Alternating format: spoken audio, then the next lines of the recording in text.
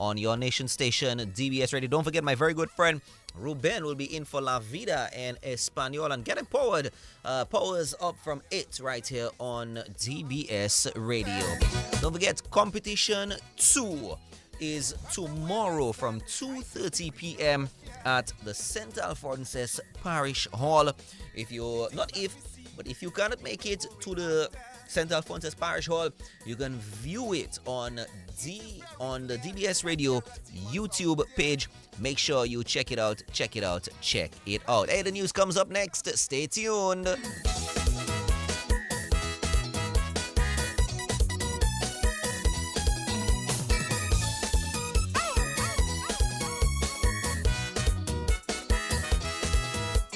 I've never been a priest, nor have been a pastor. But from where I stand, I see spiritual warfare. The things that we see, people going after. It is very clear that there are demons out there.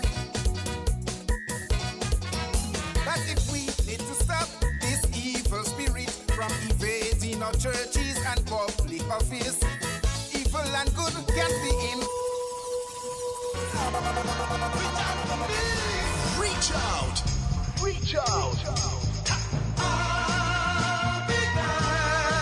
DBS will be there.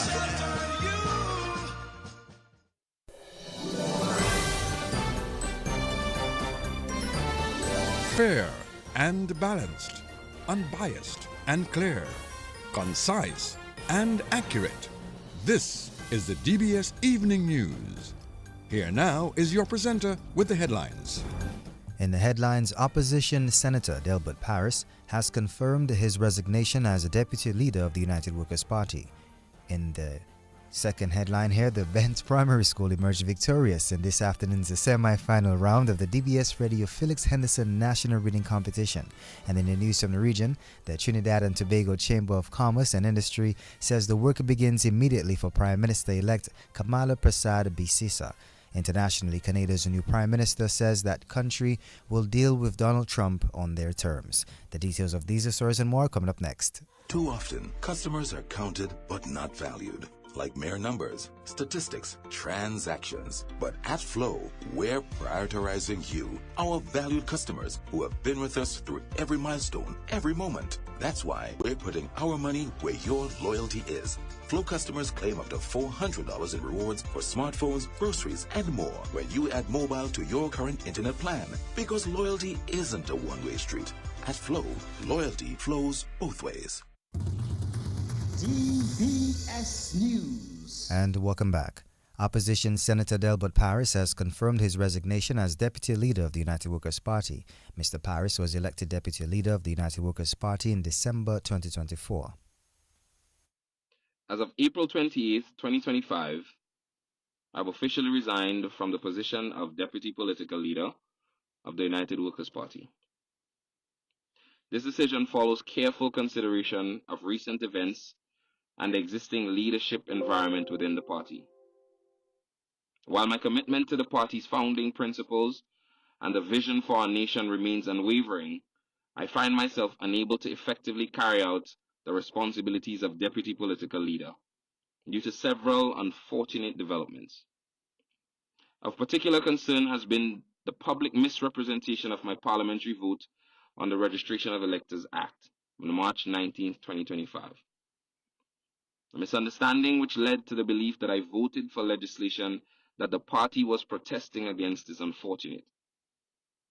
I voted for provisions that the United Workers' Party and others have asked to be included in the Registration of Electors Bill, such as the introduction of voter ID cards, the confirmation of registration in Dominica and not overseas, and improved provisions for the cleaning of the voters list.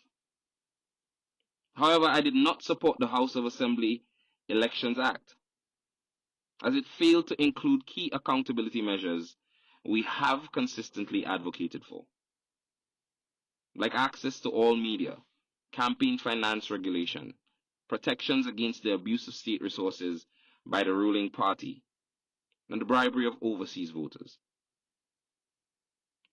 Despite the deliberate attempts to misrepresent the truth and to make me a target of negative public opinion, I remain firmly committed to the ideals of good governance, free and fair elections, and the active engagement of all citizens, particularly the youth, the diaspora, and our most vulnerable groups in the democratic process. My actions have always been and will continue to be guided by principle, integrity, and an unwavering belief in the potential of our people. To the many rank and file supporters, our young people, and especially the members of the Margaret constituency who place their trust in me, I offer my sincere thanks. Your drive for change, innovation, and a bright future has been my greatest motivation. My service to Dominica does not end here. In fact, it enters a new and promising chapter. I remain committed to the ideals of national development, public advocacy, and empowering the next generation of Dominican leaders. The future of Dominica is bright, and with commitment, courage, and unity, I believe we can build a nation where every voice is heard and leadership is defined by integrity, service, and the upliftment of our people. May God bless you, and may God continue to bless the Commonwealth of Dominica. Thank you. Outgoing Deputy Leader of the United Workers' Party, Delbert Paris. The Benz Primary School emerged victorious in this afternoon's semi-final round of the DBS Radio Felix Henderson National Reading Competition, earning the top spot with an impressive 440 points thanks to standout reader Amelia Rowe. Placing second was the Lighthouse Christian Academy, represented by Kelly Paris, with 416 points. Close behind in third was St. Luke's Primary School with Edis John Baptist, scoring 407 points. The event was hosted by Amelia Joseph. In 10th position with 351 points comes from the Salisbury Primary School, Felicia Uzeb. In 9th position with 367 points from the 7th High Primary, Adele Barron. In 8th position with 369 points from the Convent Prep, Sakina Prosper. In the 7th position, 371 points from the Grand Bay Primary School, Julian Gregoire. In 6th position, from the Berean Christian Academy, Jide Walsh. In 5th position, from the Sansevier Primary School, Imani Privo. In 4th position, with 401 points, from the Roosevelt Douglas Primary School, Amelia Debon. In 3rd position this afternoon with 407 points from the St. Luke's Primary School, Edis John Baptist. In 2nd position with 416 points from the Lighthouse Christian Academy, Kaylee Paris. And top reader for this afternoon with 440 points from the Benz Primary School, Amelia Rowe. The top 10 schools that will advance to the final round will be announced this Friday. This afternoon was competition 1 of 3 of the semi-final round. The government of Dominica has renewed a call for citizens to rally behind the International Airport project. Prime Minister Roosevelt Skerrit says works are advancing on the international airport. I am pleased to report that works on the airport are ongoing, proceeding in accordance with the phased construction schedule. Substantial progress has been made in critical areas, including site preparation, drainage and foundational works, and stockpiling of materials. The site preparation is now significantly advanced, and I am pleased to inform that the construction of landside buildings, including the passenger terminal and related facilities, is set to commence shortly. Additionally, the runway, a critical component of the project, is quickly taking form. Now, I have heard some questions in the public as to why don't we finish the runway before doing the terminal buildings. What I've been told by the engineers and the contractor is that once the runway alignment is set, it has to rest for 1 year before they can place the concrete and asphalt on this, so that it has to go for, I believe, maybe 2 rainy seasons thereabout before you can place concrete and asphalt in it. And so they're taking the time to build the terminal buildings and the other landside buildings so as not to wait for time or to waste time. And so I understand that there has been also some public discussion and speculation regarding the pace of activities, and work is ongoing at pace. Obviously, it's a huge site, a lot of cotton filling, there's other flat land, and so it's a lot of moving parts at the airport. The government of Dominica remains firmly committed to seeing this project through to completion, and we ask for the continued patience and support of Dominican people as we work to realizing this long anticipated dream. There's no doubt this project is going to help transform the country. Prime Minister Roosevelt Skerritt. A 69-year-old man from the Sufria community who went missing on Sunday has been found and is said to be in good spirits. Alexis Bellot, who is visually impaired, was found today after continued search efforts by his family and members of the Sufria community. So today we had a few more people come out to assist. We found him way up in the mountain. He actually slid down the side of the mountain into a ravine, into the sulfur water. He's been there for the past 2 nights. He said that he was laying on a rock and drinking the water to stay hydrated. Yeah, so we found him. The fire and rescue, police officers, and a lot of men from the village helped to bring him down to the ambulance in the sulfur spring near the pools. He's currently at the hospital for further observation. He was just bruised up. He seems sound in mind. He looks good. He looked good. He looked like he was okay. Just he was sort of like in the water, so his feet was really wrinkled, and he have body pain because he slide down the side of the mountain, but besides that, he is okay. My uncle is completely blind, but he's been farming his whole life. I'm also used to the area, so he uses his stick to guide him to go to the garden. It's just that he explained to me on that day, after he collected his Tanya plants, he just, for some reason, couldn't find the road, so he just kept trying, and instead of coming down, he kept going up the mountainside and ended up down in the ravine. I just want to tell everybody, all the village who came out to assist us, a very big thank you for putting in the effort and helping me find my uncle. It was me and my family, we really do appreciate it. And everyone else who put out the word, the DBS news station, and everybody else who said a prayer, we thank you so much. And that was a niece of Alexis Bellot, Danma Allen. Of course, a bit of good news this evening here. Happy to hear that he was found safely. And Prime Minister Roosevelt Skerritt says its administration is working with the United States government to combat the illegal arms trafficking in Dominica. Mr. Skerritt says his government is concerned over the use of illegal firearms on island and is calling on Dominicans to better assist with this matter. The Prime Minister made the remarks at a press conference on Monday. In respect to illegal firearms, let me say it very clearly. And let me warn everybody in Dominica who is in possession of an illegal firearm. We are very serious about the presence of illegal firearms in Dominica. We're working in the United States to address the source of these firearms, but we in Dominica, we have to address the handling of those firearms. And I continue to speak to people about the dangers of having illegal firearms. The dangers of having firearms generally, but more so the dangers of having illegal firearms. This is somewhere we have to get rid of, and my urge to people is that those of you who have them, you need to dispose of them. Dispose of them. We need to get it to the police so that it can be properly disposed of. And I say to a lot of young people who I meet that this illegal firearm that you have may very well be the one that will kill you or kill a relative of yours. And I have said to the police, I do not want them going to harassing people for marijuana. But if we know that you have a legal firearm, you'll certainly be harassed by the law. What we need is for the courts to play its part in meting out the fines and the sentences which Parliament has put in place by legislation, because this has to be a societal effort to eradicate the presence of illegal firearms in the country. We must never come to a point where we do not feel safe in our country.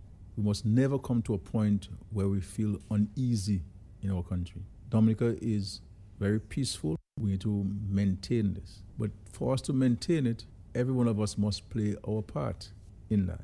So yes, the government has a role to play. Yes, the police has a role to play. But at the end of the day, each of us has a role to play in maintaining law and order and enhancing the peaceful nature of our country. Prime Minister Roosevelt Skerritt. The Youth Development Division has extended its digital services maintenance and repair training to the Kalinago territory. The program officially commenced today and will run through Thursday, July 17th for 2025 at the Sensi Innovation Hub, with classes held every Tuesday and Thursday from 5 p.m. to 7 p.m.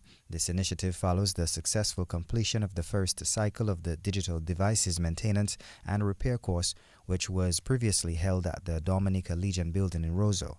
That program trained participants from across the island, including communities such as Soufriere, Saint-Sauveur, Trafalgar, Castle Comfort, Salisbury, and Castle Bruce, equipping them with valuable hands-on skills in small electronics repair. To support participation, transportation will be provided for youth from across the district to the Sensi Innovation Hub. Each training session will consist of both technical instruction and personal development. The first hour of every second training day will be dedicated to soft skills development, facilitated by the district's youth development officer. Topics will include communication skills, teamwork, conflict resolution, and workplace readiness, ensuring holistic preparation for participants entering the workforce or entrepreneurship. Discover Dominica Authority has officially launched its Tourism Service Excellence Award 2025. This national initiative is aimed at honoring persons who have demonstrated a high level of professionalism and creativity in advancing Dominica's tourism product. Communications and Public Relations Specialist at Discover Dominica Authority, Monel Alexis, says nominations must be submitted by Friday, May 15th for 2025. The awards honor those who demonstrate outstanding professionalism, innovation, environmental stewardship, and community engagement. The 2025 awards feature several categories, including Tourism Service Excellence, Innovation in Tourism, Sustainable Tourism Champion, Community and Cultural Impact, Outstanding Tourism Experience, Tourism Lifetime Achievement, and the People's Choice Tourism Champion.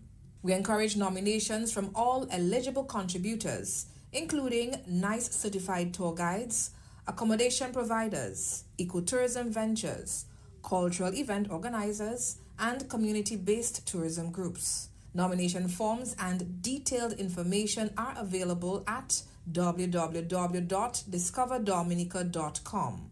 Submissions may be made electronically or delivered in person to Discover Dominica Authority's office on Great Marlborough Street in Roseau. We invite everyone to join us in recognizing those who are driving excellence and sustainability in Dominica's tourism sector.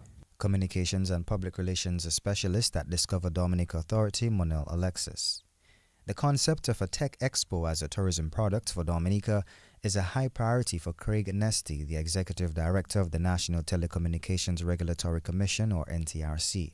Speaking on DBS's Talking Points program today, Mr. Nesty emphasized the importance of NTRC's annual Tech Expo, which is designed to showcase the technological innovations and digital skills of students from across Dominica.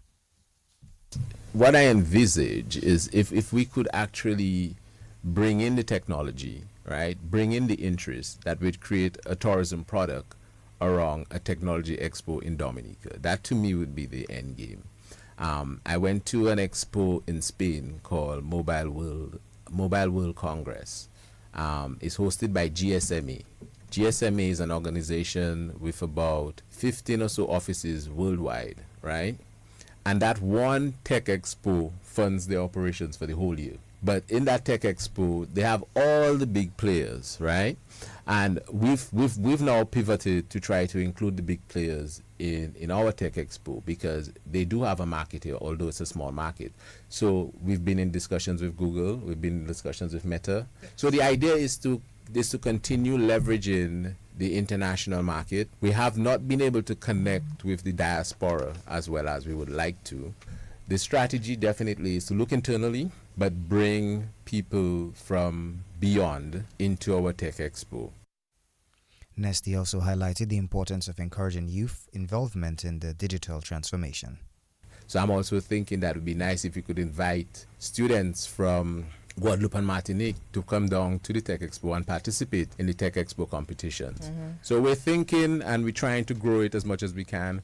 We'll definitely have a post-mortem where we'll invite DBS to try and see how best we can move and advance the program further, because we think it's useful, we think it's necessary, we think the world is changing, and the young people need to recognize that there are so many opportunities out there, and there's so many opportunities embedded in technology that the jobs of the future may not be the jobs that I had currently or the jobs that their parents knew, right? And if they don't embrace technology and adopt the technology to meet their needs, they may be left behind. Mr. Craig Nesty, Executive Director of NTRC Dominica. General Secretary of the Dominica Freedom Party, Paul Barron, has announced his intention to contest for the Portsmouth constituency at the next general elections. According to Barron, this decision comes after deep reflection on the current state of affairs in Dominica. He adds that the Portsmouth community holds immense potential and is hopeful this decision will be met with optimism and hope for a brighter future. After careful assessment of the political climate in both my home constituency and my current constituency, I recognize the urgent need for strong and visionary leadership in Portsmouth. My decision is also rooted in the significant history of the Freedom Party in that constituency and the long-standing political involvement of my family. I'm committed to leveraging my 21-plus years of political and community leadership to the advantage of the people of Portsmouth and, by extension, the North. The Portsmouth community holds immense potential, and I firmly believe that by working together, we can create sustainable opportunities for our youth and drive economic progress through private sector growth. I hope this decision will be met with optimism and a hope for a brighter future. Over the years, I have developed meaningful relationships, built strong association, and experienced a sense of welcome and safety for my family within the community. This bond has inspired us with the commitment to focus heavily on two key pillars: private sector development and youth empowerment. It is my sincere belief that, given my wealth of experience, dedication, and a vision for progress that aligns with the core values of the Dominica Freedom Party, this move will signify a renewed effort to build a prosperous future for Portsmouth and, by extension, Dominica. General Secretary of the Dominica Freedom Party, Paul Barron, taking us to the end of this evening's National Focus. Up next is news from the region and international. Too often, customers are counted but not valued, like mere numbers, statistics, transactions. But at Flow, we're prioritizing you, our valued customers who have been with us through every milestone, every moment. That's why we're putting our money where your loyalty is. Flow customers claim up to $400 in rewards for smartphones, groceries, and more when you add mobile to your current internet plan. Because loyalty isn't a one-way street. At Flow, loyalty flows both ways.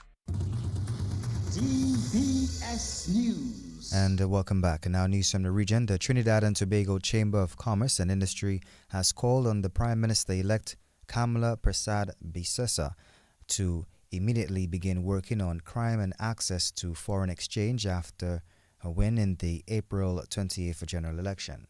In a media release, the chamber said the work begins now and there is no honeymoon period. It added that the government must prioritize the pressing challenges facing the nation as it navigates the global tensions. The chamber says it has put forward recommendations to address several issues, including crime, forex, economic diversification, public sector reform, and the implementation of the Trinidad and Tobago Revenue Authority. Internationally, Canadian Prime Minister Mark Carney has said his country deserves respect from the U.S. and will only enter trade and security talks with President Donald Trump on our terms. Speaking exclusively to BBC as the polls were closing, Carney said he would only visit Washington when there was a serious discussion to be had that respected Canada's sovereignty. Since Trump's re-election to the White House, the U.S. president has repeatedly mentioned making Canada the 51st state of America, which has infuriated Canadians. Carney, who secured a historic victory for his Liberal Party in a snap election on Monday, said such a scenario was never, ever going to happen. This brings us to the end of this evening's news. Up next is sports. Covering the nation and beyond, DBS Sports Report. Too often, customers are counted but not valued, like mere numbers, statistics, transactions. But at Flow, we're prioritizing you, our valued customers who have been with us through every milestone, every moment. That's why we're putting our money where your loyalty is. Flow customers claim up to $400 in rewards for smartphones, groceries, and more when you add mobile to your current internet plan. Because loyalty isn't a one-way street. At Flow, loyalty flows both ways. And welcome to your DBS Evening Sports for today, April 29 for 2025. First off, we bat off into some wickets from the women's side, as the Free Dominicans have been included in the Windward Islands women's team for the upcoming regional T20 tournament, which gets underway in St. Vincent on Thursday. Abini Seja, Anisha Fontaine, and Amia Gilbert will join the team, being captained by Zaida James. The full Windward's team reads Zaida James as captain, Holly Charles, Naisha Cherry, Narissa Crafton, Ashleen Edward, Afi Fletcher, Anisha Fontaine, Amia Gilbert, Janelia Glasgow, Jafina Joseph, Namia Marcelin, Karina Noel, Selena Ross, and Abini Seja. The Windwards will play Jamaica in their first match on Thursday night. Into some more news here, West Indies batsman Kirk McKenzie hit a century to lead the Jamaica Titans to a win over the Guyana Rainforest Rangers as the CWI Emerging Players T20 tournament continued this afternoon in Trinidad. The Jamaican Titans batted first and got 166 in their 20 overs. Kirk McKenzie hit 51, Andrew Rabaran 36, and Jordan Johnson 30. Jediah Blades picked up 3 for 25 for the Guyana team. Guyana, in search of 166, needed 13 runs in the last over, but came up just short. They hit 164 for 7 in their 20 overs. Ramsamy made 44 not out, and Rivaldo Clark 24. Zion Brathwaite took 2 for 24 for Jamaica. Jamaica won by 3 runs to pick up the first win of the tournament. Meantime, head coach of the Windward Islands Infernos team, Ken Roy Peters, feels that despite securing a win in their opening match of the CWI Emerging Players Tournament, there is still room for improvement. The Infernos beat the Guyana Rainforest Rangers in their opening match and will battle the Barbados Pelicans as the tournament continues tonight. That game will bowl off at 7 p.m. Obviously, there's still some areas that we need to really brush up on. Some of those areas are probably the rotation of the strike, quick assessment of the conditions, and trying to get more wickets, keep having more wickets in hand after the power play. And then we can really give ourselves the opportunity to set a very comfortable total. In the bowling unit, I think we bowled extremely well. If you notice, at no point Guyana was ahead of the run rate. They were there and about, and what it means, for every wicket or dot ball that we bowled, we will put them under pressure, and that's why they batted the way they did in the back end, because they were not really getting rid of taking on our bowlers, because we were still hitting those good areas. But in saying that, I still think that we give away too many boundary balls in the final ball of each over, and we need to take our catches again. Unfortunately, the way the tournament is set up, you only train probably twice a week, so it kind of makes it hard to work on your shortcomings.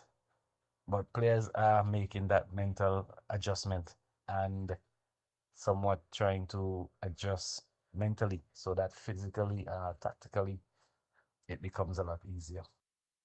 And that was head coach of the Windward Islands Infernos, the team, Ken Roy Peters. Into some more sporting news here, the Ministry of Sports has reaffirmed its commitment to the development of sports and sporting infrastructure on the island. The ministry has highlighted a number of projects over the past 12 months, and also some major investments will be completed soon. The ministry is pointing to the lighting of 8 playing fields across the island and major investments into Windsor Park and the synthetic track at Point Round as some of the major achievements. Over the past 12 months, the ministry has launched a series of projects aimed at enhancing recreational spaces and providing access to quality sporting facilities for all age groups. The ministry has completed lighting upgrades at 8 community playing fields, including the Tezza Grounds in Maho, the Grand 4 playing field, the Centre playing field in Granby, the the Ansdeme playing field, the Vacaz playing field, the Bellevue Chope playing field, the Sufria playing field, and the Glanvilla playing field. Assessments are currently underway for the lighting of additional facilities. The ministry is also pointing to a major investment at the Windsor Park Sports Stadium of $14 million from the Lotteries Commission to fund the full restoration of lighting infrastructure at the Windsor Park. The ministry says it is also prioritizing the development of hard courts for basketball and netball in various communities. Recently completed facilities in La Plaine and Penville are already in use for youth engagement and sporting activity. In Portsmouth, a new hard court with washrooms has been completed at Benjamin's Park and will soon be outfitted with bleachers and lighting. Other community courts across the island will be upgraded as part of the strategy to decentralize sports and provide consistent avenues for recreation at the village level. The Basic Needs Trust Fund has also funded the development of 2 sporting facilities. The first is a complete upgrade of the Trafalgar basketball hard court to include a media center, covered seating, washrooms, change rooms, and perimeter fencing. The second being the upgrade to the Delisa playing field to include a small pavilion, and the grassing of the playing surface is also ongoing. Government is also working to develop synthetic athletics track at a point round in the north area, and once completed, it will provide expanded opportunities for training, hosting of competitions, and the development of elite athletes. Still in some sporting news here, Windward Islands Volcanoes spinner and the national player Kamal Hamilton says while he didn't get to feature in the 2025 regional first-class season, he has still learned a lot from the Volcano setup. Hamilton was one of the contracted players for the recently concluded season, but couldn't displace the incumbent spinners of Kenneth Demba and Daryl Cyrus to get into the play-in 11s. Hamilton says whilst he was disappointed not to have played, he is still rating the experience with the Volcanoes as a great learning experience. I've improved a little bit in my mental side of my life because I had to do a lot of things, work on a lot of things like batting, bowling, especially my bowling, because I wasn't really a bowler that used to like spin the ball often.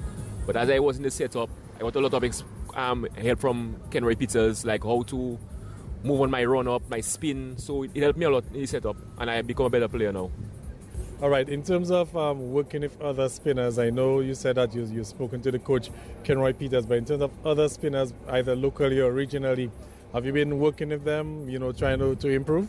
Yeah, I've been working with some of them, but was showing me something, Cyrus was showing me some technical difficulty, like what I was doing wrong, like in my approach to where I was bowling, like sometimes like how I used to deliver the ball. So that is the aspects of what I had to accomplish. But I got that settled down, so everything is all right now. All right, a lot of people cricket pundits have been saying, why hasn't Kamal gotten an opportunity? But I'm sure as a player, you would understand why you probably didn't get a chance to play this season. Well, I understand why, because the both spinners did well in the tournament. So I expected it was a bit harder for me to make the team. Maybe if I was a pacer or something, I'll maybe go for the team. But at the end of the day, you have to just thank God for where I be now and situation how I be. Yeah. All right, so what can you take from this experience this year? Moving forward to next season, of course, you have to go through the process again. Well, I have to go through the process again. You have to just keep on working harder, go to the gym, do a lot of running and things, and I'll be all right. All right, where would you like to see yourself, though, Kamal, next year? Well, next year, I would like to be myself playing for Windwards. That's my goal, to be for Windwards. And then you had a stint in the VPL as well. Let's talk to me a little bit about that. Well, the VPL tournament was a little bit good for me. I played around 5 games, but not the exact results I want to get, but it was a little bit harder than certain T10s I played, but it was good. I ended up getting 3 wickets in the whole season. Yeah. Windward Islands Volcanoes spinner and national player Kamal Hamilton. The top footballers for the 2024 will be recognized this weekend as the Dominica Football Association holds its annual prize-giving ceremony. DFA President Glenn Aiton says the prestigious award ceremony is scheduled for Saturday. The male and female footballer of the year will be announced at that event. Yes, the DFA, if you want to say the DFA 2024 football season award will be taking place this Saturday. The venue is at Castle Comfort, where we see it fit, where we take time to award persons that have successfully performed in the league. So every year the DFA sees it fit to recognize persons that did well in the league, like the best scorer, best goalkeepers, best midfielders, and many other awards. So we're hoping that the persons that is going to receive these awards will attire in a presentable way, you know. I mean, we want somebody to come because there'll be the photographers taking out pictures, and we want persons to be well represented, the clubs also to be represented at that award ceremony. Well, I really don't know the main position, but like you said, Chavis topped the spotlight last year, so I would think that he's one of the persons that is going to be recognized. And we all saw it. I mean, football is played where persons are viewing the game, so I believe that is one of the persons. We don't want to let go the cat out of the rat now, so we're just hoping that the other person will get their letter and that they can come to the awards well represented. Well, yeah, there will be a featured speaker. I don't want to announce it now because we want everybody to be not surprised, but when they come to the awards, they will know who is going to be the featured speaker. But it's going to be something different what we had last year, where we want to make it, the ambience is going to be different. It is